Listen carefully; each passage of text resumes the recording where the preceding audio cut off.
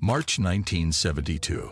A small bank in Laguna Niguel, California, is about to become the scene of one of the boldest heists in American history. Inside that vault lies a secret fortune, $30 million, allegedly tied to President Richard Nixon himself. But it won't stay hidden for long.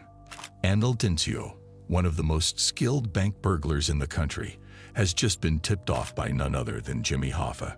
Dincio and his hand-picked team are ready to risk everything, breaking into a bank that's supposed to be impenetrable, with a payout so large it could shake the foundations of the White House.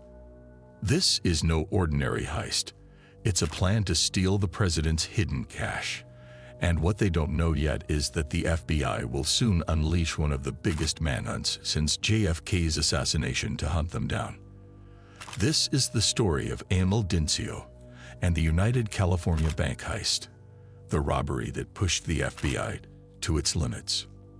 In the early 1970s, Ángel Dincio perfected the art of stealing money from banks with a team of the best bank robbers.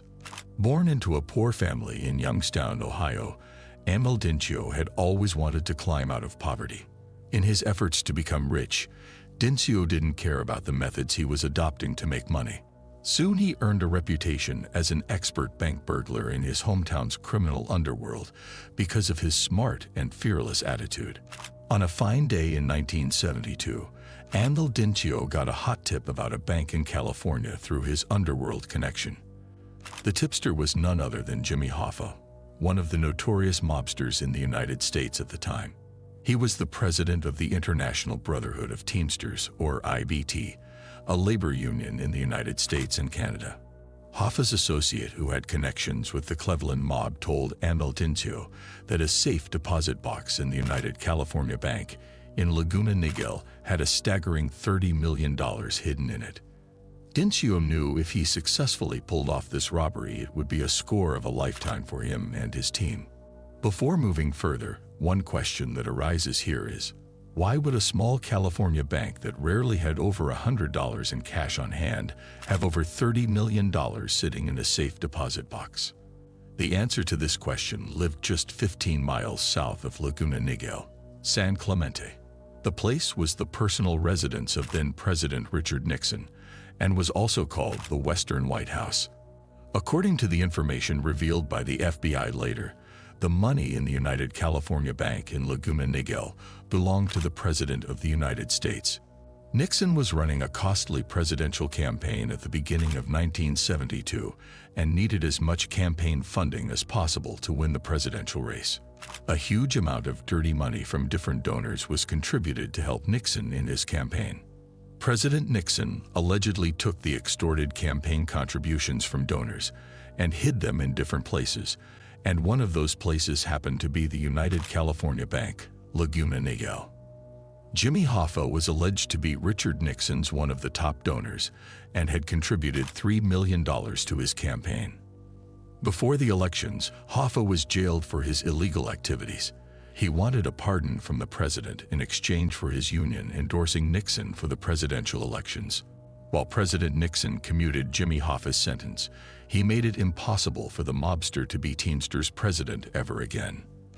This severed Hoffa's and the president's relations, and Hoffa wanted his $3 million back, which was hidden in a safe deposit box in Laguna Niguel's United California Bank. So, he hired Ángel Dincio for the job. After getting the assignment from Hoffa to carry out the biggest robbery of his life, Ángel Dincio knew what he needed to do next: assemble a team of people who could help him in his robbery. Instead of hiring someone from the outside, he began with his family and added his brother James Dincio to his team. Ángel also recruited his nephew Harry Barber and his brother-in-law, Chuck Mulligan, to his team. After assembling the four-member core team, Dincio knew the Nixon job could only be pulled off with the help of one of his friends in Cleveland, Phil Christopher. Phil also brought his friend, Charlie Brokel, to the team. Charlie was an accomplished thief, but had a volatile track record.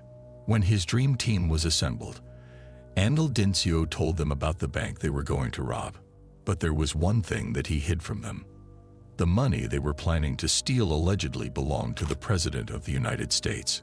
Only 3 people knew the real value of the heist: Dincio, his brother James, and his brother-in-law, Chuck. The 3 of them were going to be the main beneficiaries of the burglary after paying off Jimmy Hoffa, giving their teammates their cut, and paying for money laundering. The calculation Dincio did give him, his brother, and his brother-in-law $8 million each, the biggest share when all is said and done. While it was a bank robbery involving the alleged money of the most powerful man on earth, the job was as usual for Dincio and his team.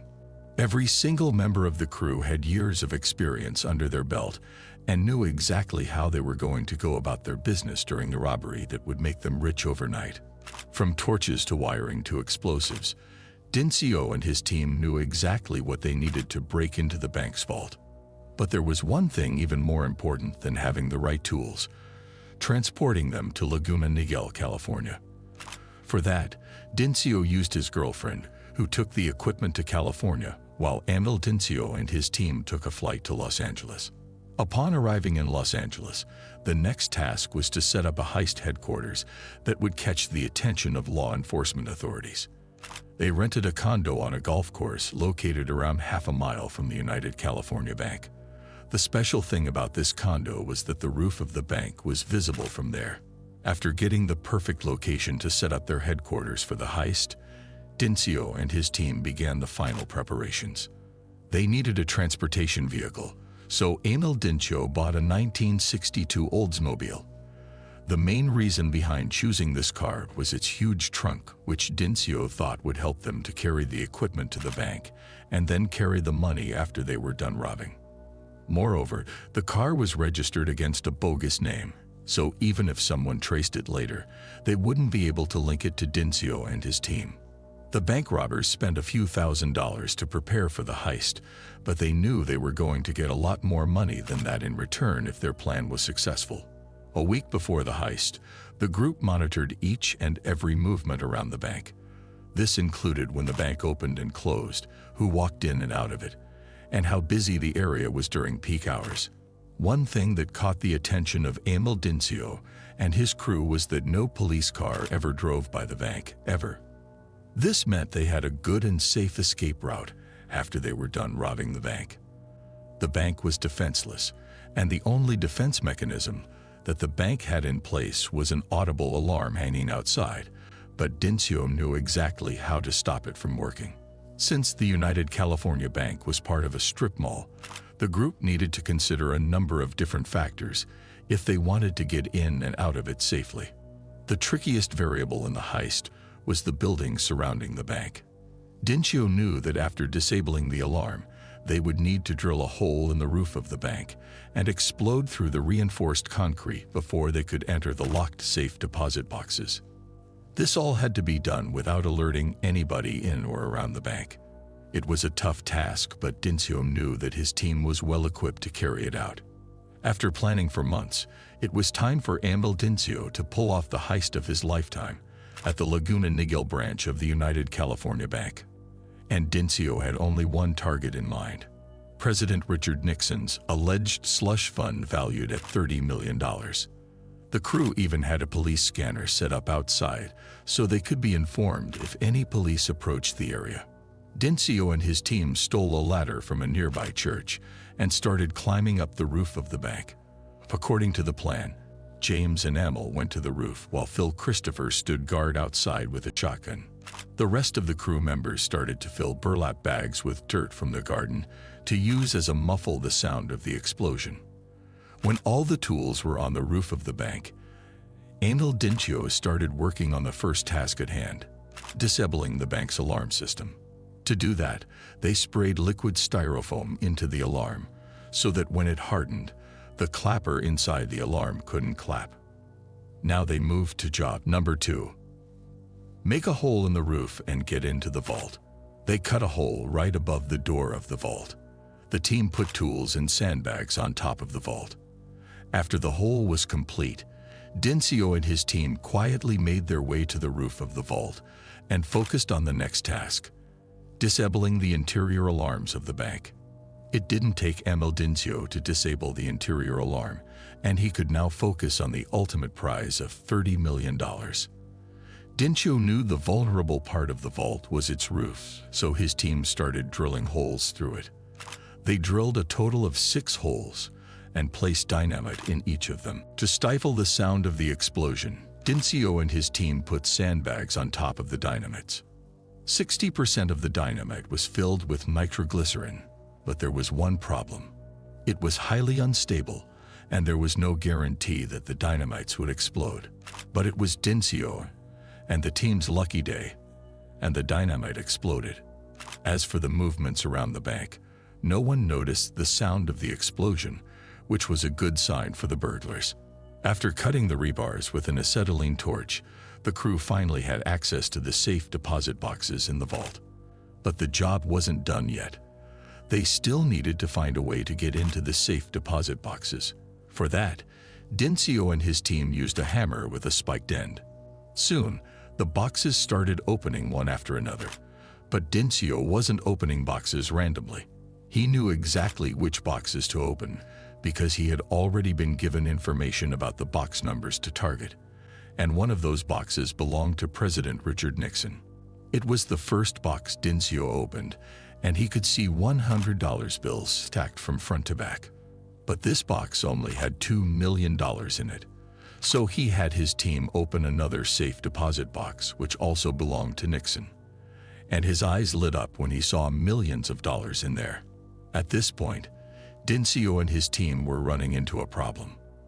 The sun was about to rise, but there were hundreds of deposit boxes yet to be opened. The bank burglars decided to come back to the bank the next night, which would be Saturday, and open the rest of the boxes.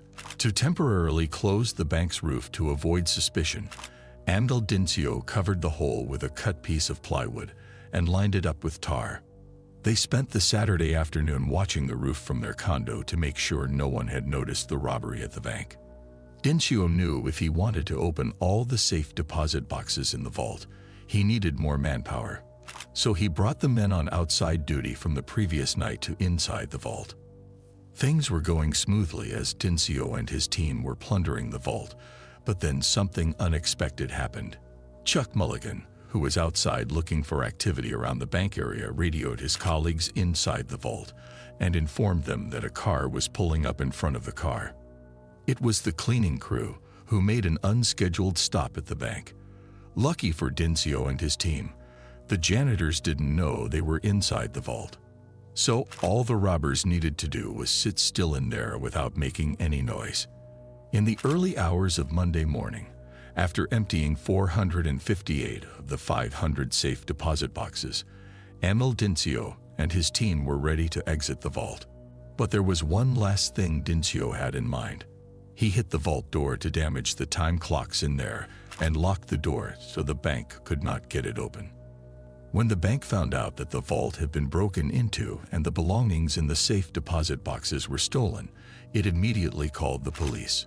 While the investigators were interviewing the employees and trying to connect the dots, they did not have any clue about why a small United California bank branch in Laguna Niguel had become the target of such a high-level crime. When the office of the Orange County Sheriff realized that the bank robbery was unlike any crime they had seen before, they called the FBI. Special Agent Paul Chamberlain was assigned to the case and was responsible for the overall investigation. But he wasn't the only agent assigned to the case. Francis A. Cali, a special agent in the FBI's Santana, California, was also brought to the case because of his expertise in burglaries. At the time, Los Angeles was known as the bank robbery capital of the world, and robbers stealing huge amounts of money from different banks had become a routine. But normally, such robberies happened during office hours at gunpoint. However, the bank burglary agents Paul Chamberlain and Frank Cali were investigating were different. It had happened at nighttime, and the scene inside the vault of utter destruction. There were sandbags lying around everywhere, and it took almost a whole day for the FBI agents to go through everything that was there in the vault. But what surprised the agents the most was how the robbers had opened and emptied several hundred safe deposit boxes without anyone noticing. This also made it difficult for them to identify exactly what was gone from those boxes. Regardless, they knew the loss would be very significant. A forensic team examined the evidence in the vault, while Agent Frank Cali went outside to see if he could find any clues. That is when he noticed a long ladder going to the roof of the bank. The FBI agents then discovered the audible alarm system that had been neutralized by the burglars. This was a new technique that was unheard of at that time.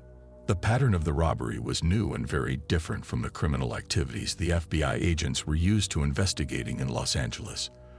The first conclusion Agent Paul Chamberlain and Frank Cali reached was that the robbers were from outside the Los Angeles area. And they were right. This wasn't an ordinary bank robbery and needed more than a mere few agents to investigate.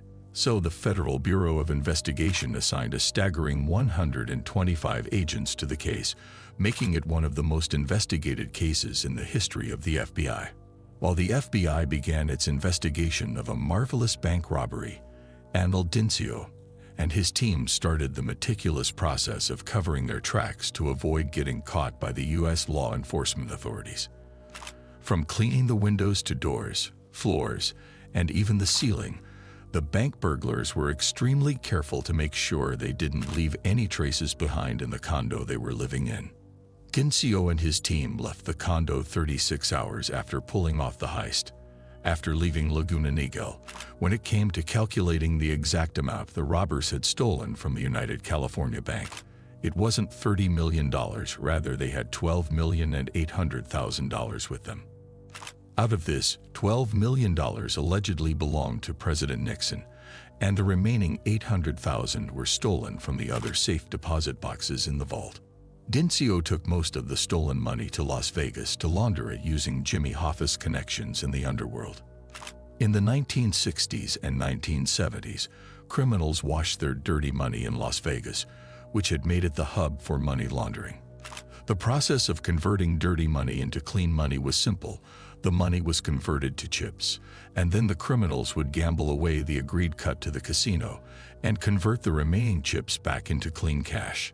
Anil Dincio made a deal with a casino that he would gamble away around $450,000, about 3.5% of the final take, in order to wash all the money he and his team of robbers had stolen from the United California Bank. He thought it was a clean job, and he was right about it. Without any solid evidence or lead into who had done the bank robbery, the FBI's investigation was going nowhere. That is when the Bureau decided to bring in a total of 126 agents in this case to speed up the investigation and catch the people behind the burglary. Before this case, only once so many agents were assigned to a case, and that was when President John F. Kennedy was shot dead. The pressure was mounting on the FBI to make an arrest. So Agent Chamberlain and Cali decided to contact all their fellow agents in the country and ask them for any potential leads on informants that could connect them with the burglary in Laguna Niguel. As time passed, the FBI investigation seemed to have hit a dead end until one afternoon nearly 2 months after the robbery. The FBI office in Los Angeles received a call from the Cleveland office, which told them that in Lordstown, Ohio, a bank burglary had happened where the robbers had used the same techniques. The Cleveland office of the FBI gave the Los Angeles office around 100 names of possible suspects of such a robbery. This list also mentioned the specific expertise of each of the criminals, and that's when the FBI in Los Angeles knew that they were heading in the right direction. Agent Paul Chamberlain and Frank Cali checked the flight records to see who had flown in and out of their area around the time the United California Bank was robbed, and that is when they came across Anil Dincio's name. The FBI office in Cleveland also knew about Anil Dincio. They had been chasing him for robberies for years, but hadn't been successful in catching him. The passenger list also included names of other members of the robbery crew. Dincio and his team were so sure about getting away with the heist that they had used their real names while booking their flight tickets. The next task was to find out where the robbers went after stealing millions of dollars from the United California Bank. So the FBI agents started asking the taxi drivers in the city about Dincio and his team. After asking around for days, One taxi driver recognized Dincio's picture and told them that Dincio and his team had threatened him a few weeks ago, and they gave him a $100 tip. The next thing the FBI agents did was go to the luxury hotels in the area and show the management Dincio's picture to see if anyone recognized him. When they didn't find any luck, they started checking with motels, and that's when they stumbled upon a motel named Jubilee Inn in Cudahy, where Dincio's brother-in-law, Chuck Mulligan, checked in using his true identity. The FBI gathered the telephone records from the room the suspects stayed in, and one of the calls was made to a person named Earl Dawson, who lived in Tustin, California. But what was more interesting was the fact that Dawson was originally from Youngstown, Ohio. When the FBI investigated him, Dawson told the agents that he was good friends with Mulligan, and that the Dimensions had visited his home twice when Mulligan wanted to use his garage to store a car that was still in his garage. However, he didn't know anything about the bank robbery. After getting the search warrant for the car, agents Paul Chamberlain and Frank Calley searched the car, and that's when they found the equipment used for the bank burglary. From gloves to masks, weapons, and the hammer used to open the safe deposit boxes, everything was in there, and some of the items even had Dincio's fingerprints on them. The next task was to find the robbers' hideout during the heist. From the phone call records, the agents noticed that Mulligan had made calls to a real estate agent in Laguna Niguel and booked a condo under the name of Harry Barber. Barber had rented the condo for 3 months, which meant no one was living in it when the FBI agents went there. However, the entire space had been wiped clean, and there was no physical evidence that could lead the FBI to Dincio and his gang except one thing: the unwashed plates in the dishwasher. The FBI's forensic team was able to develop fingerprints on the dishes, and when these fingerprints were analyzed, they matched Dincio and his band of bank thieves. This also meant that now the FBI could arrest the bank robbers. On June 27, 1972, Andal Dincio, while he was leaving the house and getting into his car, a dozen police cars pulled around him and arrested him. Upon searching his house, the authorities found thousands of dollars hidden in random places. After arresting all members, the FBI now wanted convincing evidence against them. That's when one of the gang members, Charlie Brokel, agrees to cooperate with the authorities and testify against Andal Dincio.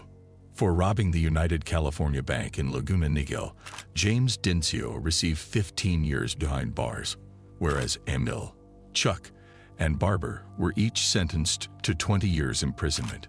As for Charlie Brokel, he didn't receive any sentence for his cooperation with the authorities, marking an end to one of the greatest bank robberies in American history.